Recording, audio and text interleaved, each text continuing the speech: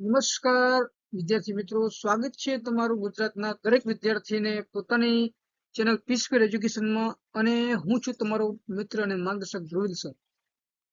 મિત્રો, તમે ક્યારે વિચાર્યું છે કે સૂર્ય તો આખી દુનિયા માટે એક જ છે, તો પછી કેમ કાશ્મીરમાં બરફ પડે છે અને રાજસ્થાનમાં ચામડી બળી જાય છે, કેવી ગરમી લાગે છે?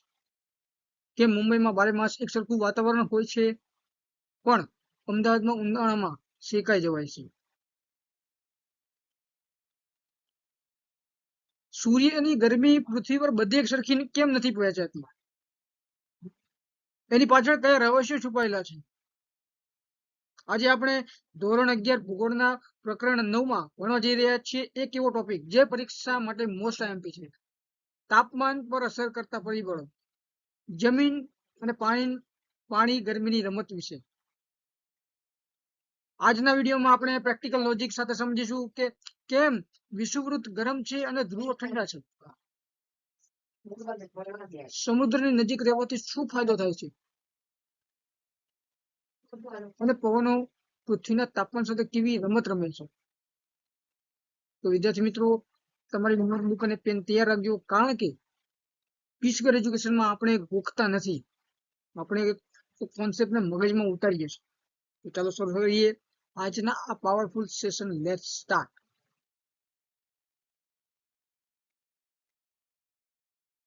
હવે વાત કરીએ આપણે પહેલો જે ટોપિક છે ટેમ્પરેચર વિશે, તાપમાન.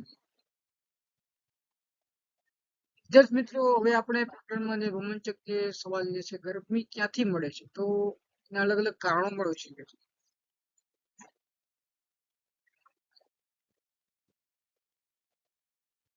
તો એનો જે મૂળ જવાબદાર વ્યક્તિ જે છે પરિવાર, સૂર્યકાંત, પૃથ્વીની કમાણી વિશે આપણે અગાઉ ભણ્યા. એ જ આપણા ટોપિકને ફરમ મેળવી થશે કે મિત્રો, પૃથ્વીને મળતી કુલ ગરમીનો એકમાત્ર સોર્સ છે સૂર્ય છે.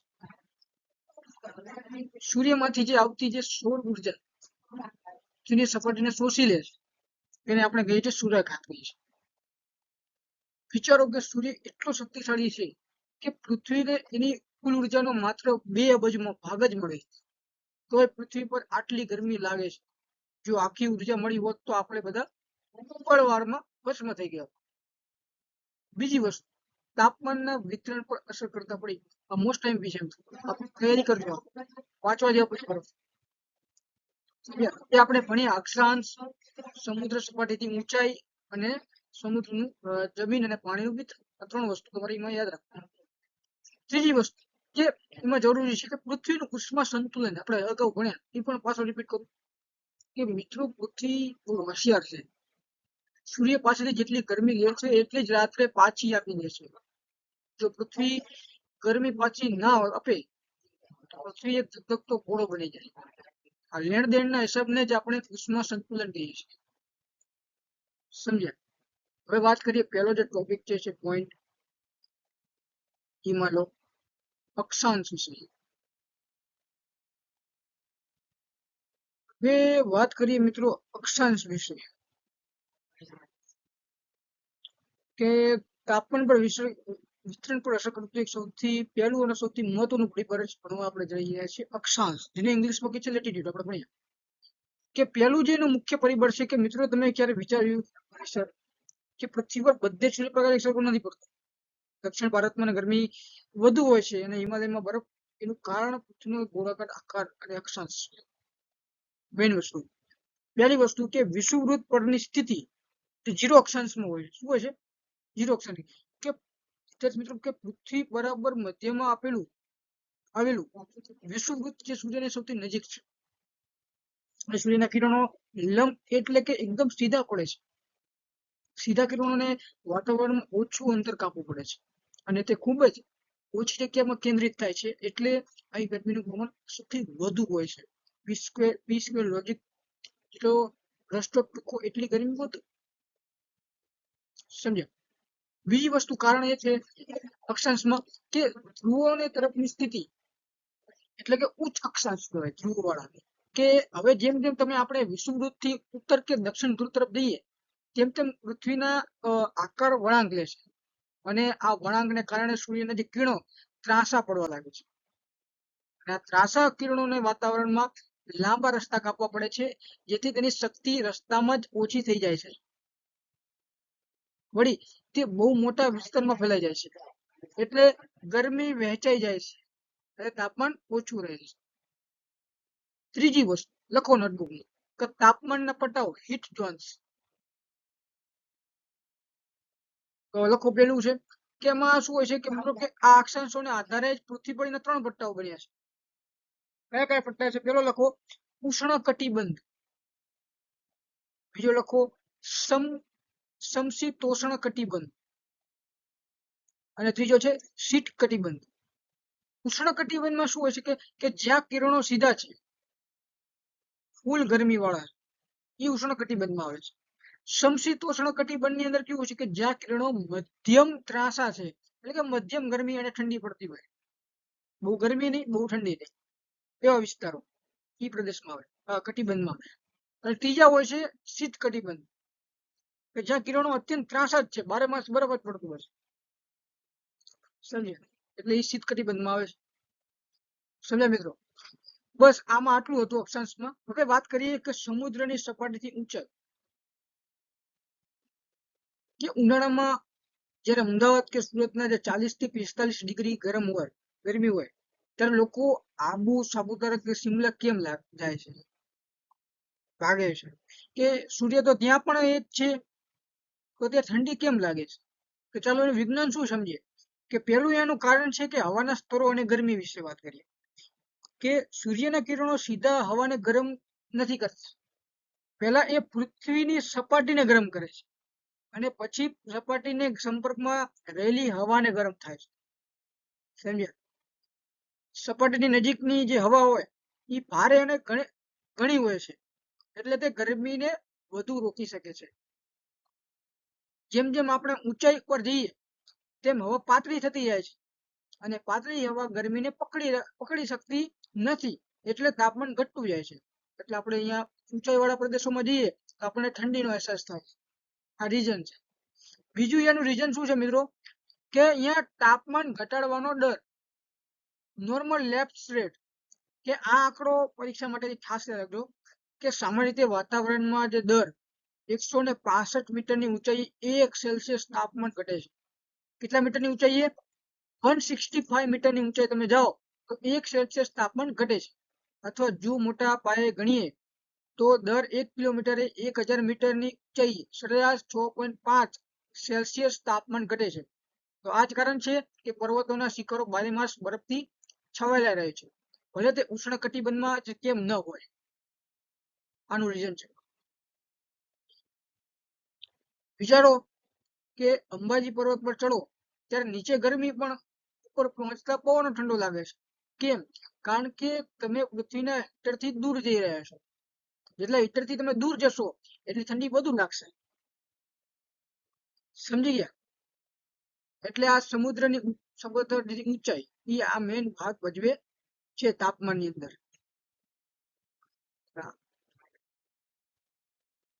હવે નમસ્કાર મિત્રો, હવે આપણે તાપમાન પર અસર કરતું ત્રીજું પરિબળ સમજીશું, સમુદ્રથી અંતર.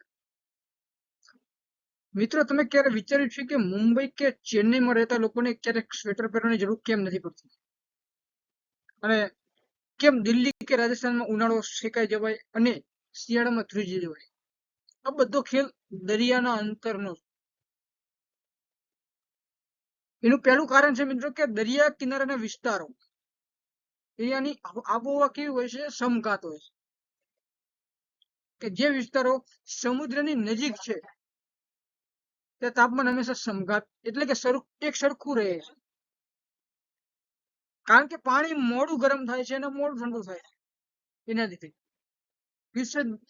દરિયા પરથી જે ઠંડા પવનો જે જમીન તરફ વાય છે અને રાત્રે જમીન પરથી પવનો દરિયા તરફ જાય છે અને આ દરિયા લહેરાય અને જમીનની જે લહેર તાપમાનને બહુ વધવા કે ઘટવા દેતી નથી. દરિયો એ કુદરતી એર કન્ડિશનર જેવું કામ કરે છે. બીજું મિત્રો કારણ છે એમાં કે ખંડીય વિસ્તારો.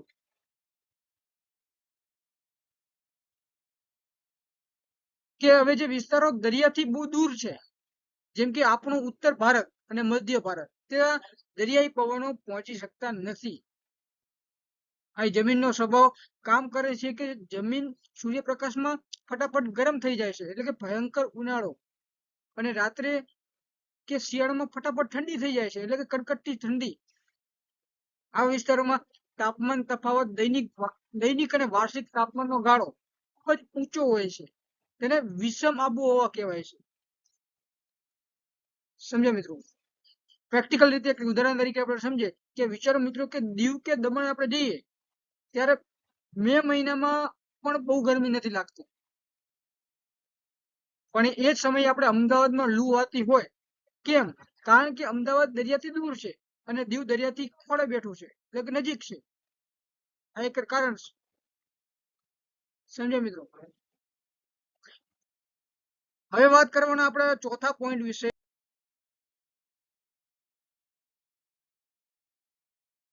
હવે વાત કરવાના છે મિત્રો કે જમીન અને પાણીનું મિશ્રણ.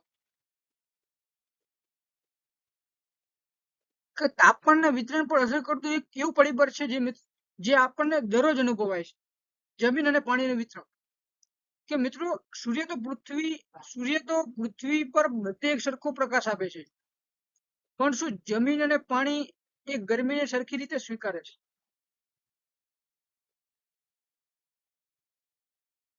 અને આ બંનેનો સ્વભાવ સાવ અલગ છે. અને ચાલો આપણે સમજીએ કેવી રીતે. કે પહેલું જે કારણ છે મિત્રો, નોટબુકમાં લખો કે જમીનનો સ્વભાવ એ કેવો હોય છે કે ઝડપી અને ગરમ હોય છે. કે જમીન એક ઘન પદાર્થ છે, તેની વિશેષ ઉષ્મા ઓછી હોય છે. તે ઝડપી ગરમ બી થઈ જાય છે કે સૂર્યના કિરણો પડતા જ જમીન ફટાફટ ગરમ થઈ જાય છે અને ઝડપી ઠંડી પડી જાય છે. કે જેવી રાત પડે કે સૂર્ય આથમે એટલે જમીન તેની ગરમી તરત ગુમાવી દે છે અને ઠંડી થઈ જાય છે. કે જમીન એક ગરમ મગજના માણસ જેવી છે, તરત ગુસ્સે થાય અને તરત શાંત પણ થઈ જાય. બીજી વાત કરીએ પાણીના સ્વભાવ વિશે, તે ધીમું અને સ્થિર છે. કે પાણી પ્રવાહી અને પારદર્શક છે, તેની વિશેષ ઉષ્મા જમીન કરતા ઘણી વધારે છે. તે ધીમે ગરમ થઈ જાય છે અને ધીમે ઠંડુ થઈ જાય છે. એટલે કે ધીમે ગરમ થાય એનું કારણ છે કે પાણી ગરમ થતા બહુ વધારે વાર લાગે છે, કારણ કે તે સૂર્યના કિરણો ઊંડે સુધી જાય છે અને પાણી સતત હલતું રહે છે એના લીધે. બીજી વસ્તુ, ધીમે ઠંડુ પડતું હોય છે. કે એકવાર ગરમ થયા પછી પાણી ગરમીને લાંબો સમય સાચવી રાખે છે, એટલે તે ઠંડુ પણ બહુ ધીમે થાય છે. સમજ્યા મિત્રો? આની અસર શું થાય કે આની એક બે અસર છે, સમઘાત અને વિષમમાં શું તફાવત છે. કે આ જ કારણ છે કે ઉત્તર ગુજરાતમાં કે જમીન વધુ છે, એટલે ત્યાં ઉનાળો બહુ ગરમ અને શિયાળો બહુ ઠંડો હોય છે, એટલે વિષમ આબોહવા. અને દક્ષિણ ગુજરાતમાં સમઘાત આબોહવા જોવા મળે છે, કેમ કે પાણી જ વધુ છે અહીંયા, એટલે તે તાપમાનમાં બહુ મોટા ફેરફારો થતા નથી. સમજી ગયા મિત્રો? હવે પાંચમો પોઈન્ટ વિશે આપણે વાત કરીએ, મહાસાગરના પ્રવાહ વિશે. કે આપણે તાપમાન પર અસર કરતું એક એવું પરિબળ ભણીશું જે આખી દુનિયાને હવામાનને પણ સંતુલન રાખે છે, એ મહાસાગરનો જે પ્રવાહ. મિત્રો શું તમે ક્યારે વિચાર્યું છે કે સમુદ્રનું જે પાણી જે છે એક જગ્યાએથી બીજી જગ્યાએ કેમ વહે છે? જેમ નદી વહે છે તેમ દરિયામાં પણ પાણીની નદીઓ વહે છે, જેને આપણે પ્રવાહો કહીએ છીએ. આ પ્રવાહો તાપમાનને કેવી રીતે અસર કરે છે સમજીએ. પહેલું કારણ છે કે પ્રવાહોના બે પ્રકાર છે, એક ગરમ પ્રવાહો અને ઠંડો પ્રવાહ. વિદ્યાર્થી મિત્રો, દરિયામાં આ બે પ્રકારના પ્રવાહો હોય છે. કે ગરમ પ્રવાહમાં શું હોય છે કે જે વિષુવવૃત્ત થી ધ્રુવ તરફ વહે જાય છે, એટલે અહીંયાના જે પ્રદેશને ગરમ કરે છે. અને ઠંડા પ્રવાહો જે ધ્રુવ તરફથી વિષુવવૃત્ત તરફ જાય છે, એટલે ત્યાંના જે વિસ્તારને ઠંડા કરે છે. આ એ મુખ્ય કારણ છે. બીજું મુખ્ય કારણ છે કે તાપમાન પર અસર થાય છે. કેવી રીતે બદલાય છે? કે મિત્રો આ લોજિક બહુ સિમ્પલ છે. ગરમ પ્રવાહની અસર, જો કોઈ ઠંડા પ્રદેશના જે કિનારાથી ગરમ પ્રવાહ પસાર થતો હોય તો તેને ત્યાંના તાપમાનને વધારી દેશે. દાખલા તરીકે ગલ્ફ સ્ટ્રીમનો જે ગરમ પ્રવાહ યુરોપના ઠંડા કિનારાઓમાં ફાળા રાખે છે. બીજી વસ્તુ, ઠંડા પ્રવાહની અસર, જો કોઈ ગરમ પ્રદેશના કિનારાથી ઠંડો પ્રવાહ પસાર થાય છે તો તે ત્યાંના તાપમાનમાં ઘટાડો કરે છે. જેમ કે કેનેડીનો જે ઠંડો પ્રવાહ છે, આફ્રિકાનો જે પશ્ચિમનો કિનારાનો જે ઠંડક આપે છે, તેનું એક ઉદાહરણ છે.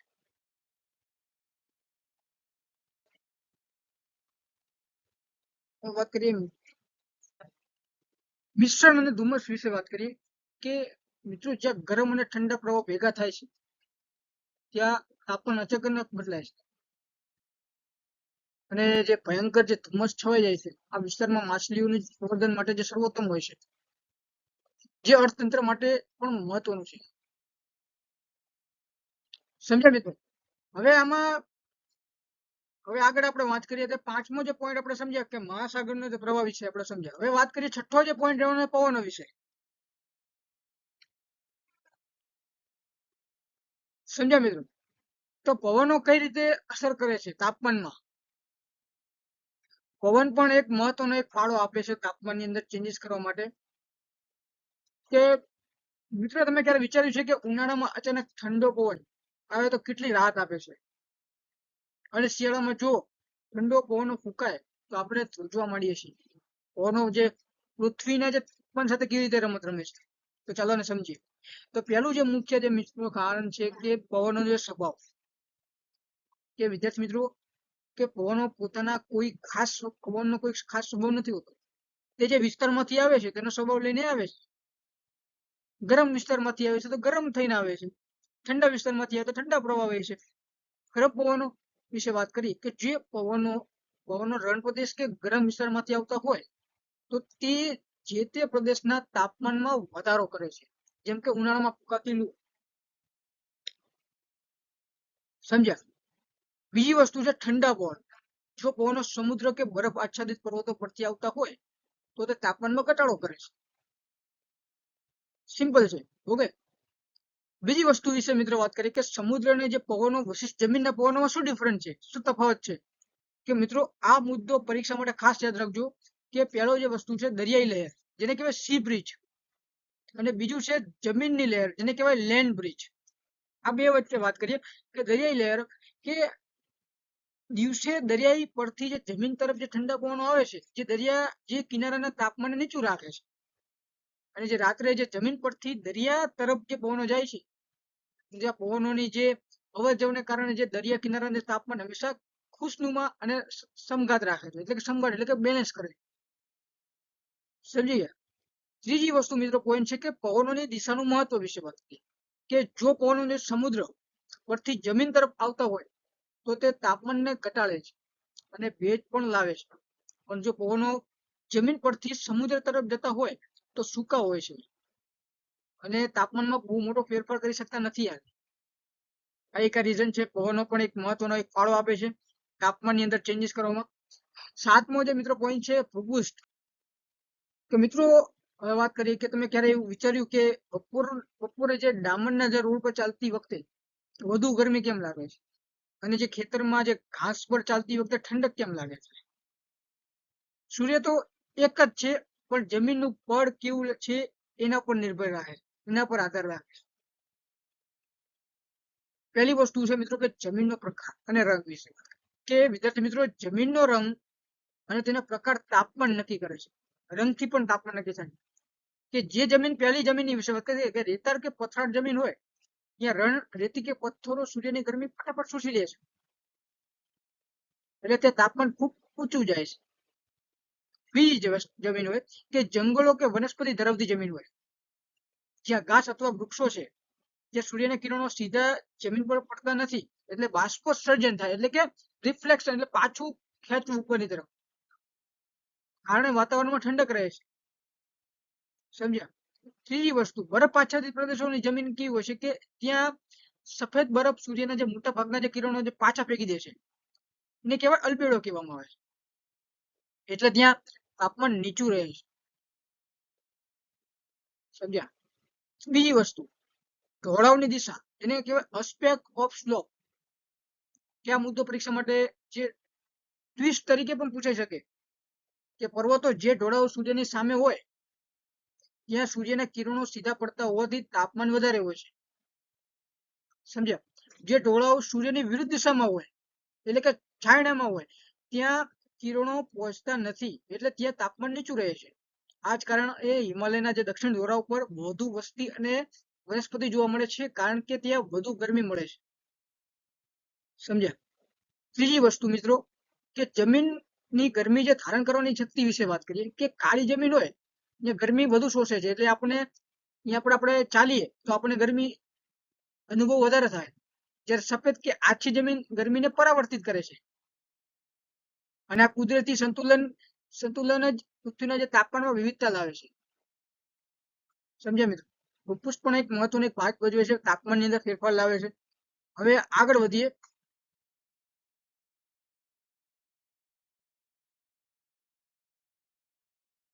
હવે વાત કરીએ કે તાપમાન વિતરણ વિશે. મિત્રો, તાપમાનનું ક્ષિતિજ સમાંતર વિશે વાત કરીએ કે તાપમાન અસર કરે છે, પણ હવે આપણે એ જોવાનું છે કે આખી પૃથ્વી પર તાપમાનની વહેંચણી કેવી રીતે થઈ રહી છે. આને આપણે સમજવા માટે આપણે તેને બે ભાગમાં વહેંચીશું. પહેલું છે ક્ષિતિજ એટલે કે આડું, અને ઉધર્વ એટલે ઊભું. તાપમાનનું ક્ષિતિજ સમાંતર એટલે કે હોરિઝોન્ટલ. આડું એટલે ઇંગ્લિશમાં કહેવાય ને હોરિઝોન્ટલ વિતરણ. કે મિત્રો, પૃથ્વી પર વિષુવવૃત્તથી જે ધ્રુવ તરફ જતા તાપમાન કેવી રીતે બદલાય છે તેને ક્ષિતિજ સમાંતર વિતરણ કહે છે. સમઘાત રેખાઓ એટલે કે જે નકશામાં સમાન તાપમાન ધરાવતા સ્થળોને જોડતી રેખાને સમઘાત રેખા કહેવાય છે. મહત્વની વાત એમાં એ છે કે જમીન ખંડો પર આ રેખાઓ વાંકી ચૂકી હોય છે, જ્યારે મહાસાગર પર તે લગભગ અક્ષાંશોને સમાંતર અને જે સીધી હોય છે તે કારણ કે તે પાણીનું જે તાપમાન જલ્દી બદલાતું નથી એના લીધે ક્ષિતિજ જોવા મળતી હોય છે. બીજી વાત કરીએ મિત્રો કે તાપમાનનું જે ઉદર્ભ વિશે વિતરણ એટલે કે વર્ટિકલ. કે હવે વાત કરીએ કે ઊંચાઈની, કે જેમ આપણે જમીનથી આકાશ તરફ એટલે કે સ્લોપ આવરણમાં ઊંચે જઈએ છીએ તેમ તાપમાન ઘટતું જાય છે. સામાન્ય પતન દર જે લેપ્સ રેટ છે, કે યાદ રાખજો કે મિત્રો 1000 મીટરની ઊંચાઈ આપણા તાપમાન સરેરાશ 6.5 સેલ્સિયસ ઘટે છે, એટલે ઠંડુ થાય છે એમ. કે આ જ કારણે મેદાનમાં જે ગરમી હોવા છતાં હિમાલયના જે શિખરો પર બરફ જામેલો છે. બીજી વસ્તુ વિશે વાત કરીએ કે તાપમાનના કટિબંધો એટલે કે હીટ ઝોન્સ. આ વિતરણને આધારે આપણે પૃથ્વીના 3 મુખ્ય કટિબંધો વહેંચવામાં આવ્યા છે. પહેલું છે કટિબંધ છે ઉષ્ણ કટિબંધ, બીજું છે સમશીતોષ્ણ કટિબંધ, અને ત્રીજું છે શીત કટિબંધ. ઉષ્ણ કટિબંધમાં કેવું હોય છે કે 12 માસ ગરમી જોવા મળે છે, ગરમી હોય છે, અને વિષુવવૃત્તથી જે આસપાસની પડતા હોય છે. બીજા હોય છે સમશીતોષ્ણ કટિબંધ, જે મધ્ય ગરમી અને મધ્યમ વાળા જે વિસ્તાર હોય છે.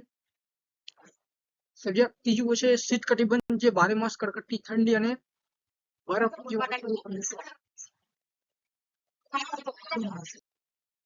નમસ્કાર વિદ્યાર્થી મિત્રો, એ વાત કરવાના છીએ આપણે જે ભણ્યા જેમ કે ઊંચાઈ પર જઈએ તેમ તેમ તાપમાન ઘટે, પણ ક્યારેક કુદરત પોતાના નિયમ બદલી પણ નાખે છે, જેને કહેવાય તાપમાન વ્યુત્ક્રમણ. કે અમુક ખાસ સંજોગો એવા હોય કે ઊંચાઈ પર જતા તાપમાન ઘટવાને બદલે વધવા લાગે છે, એટલે કે નીચે ઠંડી હવા હોય અને ઉપર ગરમ હવા હોય. આ ઉલટી ઘટનાને જ ભૂગોળ કહેવાય છે, તાપમાન વ્યુત્ક્રમણ. તો મિત્રો, આ ઘટના ક્યારે બને? કે મિત્રો, આ જાદુ ગમે ત્યારે નથી થતો.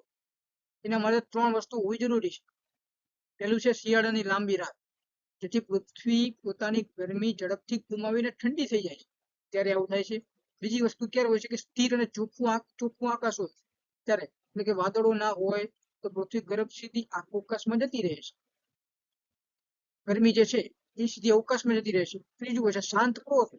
જો પવન બહુ ફૂંકાતા હોય તો હવા મિક્સ થઈ જાય છે, પણ જો પવન શાંત હોય તો ઠંડી હવા નીચે સ્થિર થઈ રહે છે.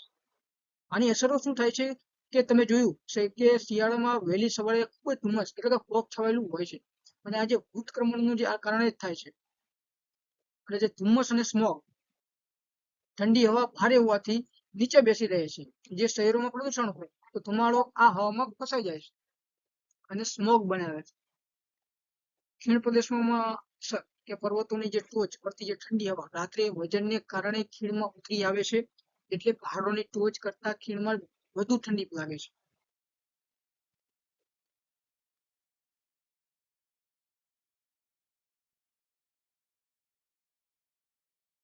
તો આ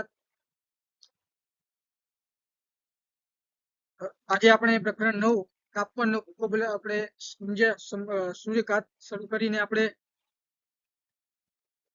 પૃથ્વીના જે ઉષ્મ સંતુલન અને છેલ્લે તાપમાનના વ્યુત્ક્રમણ સુધીનો સફર આપણે પૂરી કરી.